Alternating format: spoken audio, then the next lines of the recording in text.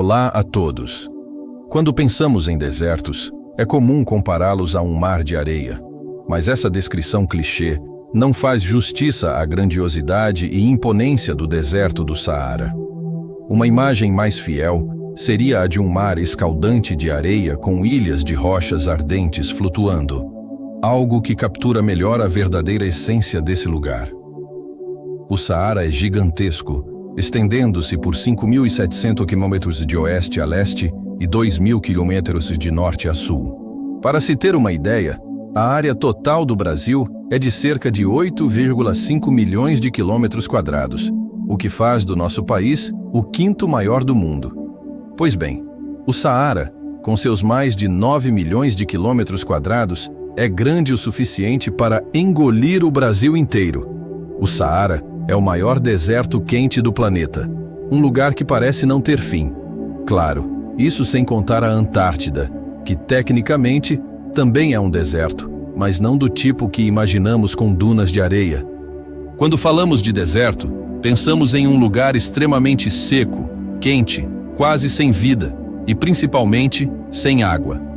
Olá, amigos e amigas, bem-vindos ao nosso canal. Hoje vamos falar de algo surpreendente. O Saara, conhecido como um dos lugares mais secos da Terra, foi palco de uma enchente histórica. Isso mesmo, uma enchente no deserto. Vamos mergulhar nessa história incrível. O que aconteceu? Nos dias 7 e 8 de setembro de 2024, o Saara, especificamente nas regiões entre a Argélia e o Marrocos, foi atingido por chuvas torrenciais que superaram em apenas 2 dias a quantidade de chuva que normalmente cai em um ano inteiro. O resultado? Inundações em um dos lugares mais áridos do planeta. Para os moradores locais, esse evento foi algo completamente fora da curva. Muitos deles nunca tinham visto nem mesmo uma chuvinha leve na vida. As chuvas intensas causaram estragos. Casas feitas de adobe, um material comum na região, foram destruídas, virando escombros. Estradas e outras infraestruturas também foram arrasadas. É irônico pensar que o Saara, um lugar onde a água é sinônimo de vida, tenha sido devastado justamente por ela.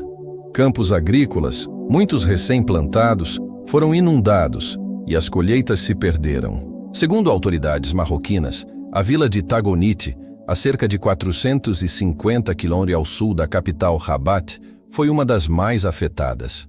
Em um único dia, choveu mais de 1.000 milímetros, algo impressionante se considerarmos que a média anual de chuva na região não chega a 200 milímetros. Isso é mais de 5 vezes o normal em apenas 24 horas. Imagens de satélite capturaram algo surreal. Onde antes havia apenas areia seca, agora surgiam lagos. Um exemplo marcante foi o lago do Parque Nacional de Iriquí, que estava seco há séculos e voltou a se encher de água. O cenário era quase de outro mundo. Normalmente, a areia e o solo do deserto absorvem a água rapidamente, mas com chuvas tão intensas, o solo ficou compactado, formando uma espécie de barreira impermeável. A água, sem ter para onde ir, acumulou-se na superfície, criando esses lagos temporários. Não foi algo isolado. Embora os dias 7 e 8 de setembro tenham sido o ápice dessa tempestade, o evento não pode ser visto como algo passageiro. Na verdade, ele é parte de um padrão preocupante. Em 1979 e 2017, por exemplo, algumas áreas do Saara chegaram a registrar neve, algo que, na época, foi tratado como uma curiosidade. Agora, olhando para trás, esses eventos parecem alertas que ignoramos. No verão de 2024, sinais de algo maior começaram a aparecer. Segundo o Centro Internacional de Previsão Climática, desde meados de julho, países como Níger, Chad, Sudão, Líbia e Egito, todos na região do Saara, registraram chuvas bem acima da média. Até o final do outono, a quantidade de chuva acumulada foi cerca de 4 vezes maior que o normal. Dados da ONU mostram que, só no Chad, cerca de 1,5 milhão de pessoas foram afetadas pelas chuvas. A região norte da Cordilheira de Tibesti, no coração do Saara, foi uma das mais atingidas. Na Nigéria, centenas de milhares de pessoas tiveram que abandonar suas casas por causa das inundações. No Sudão, cerca de 12 mil casas foram destruídas. E a situação foi agravada por terremotos que já haviam abalado a região no ano anterior. Por que isso está acontecendo?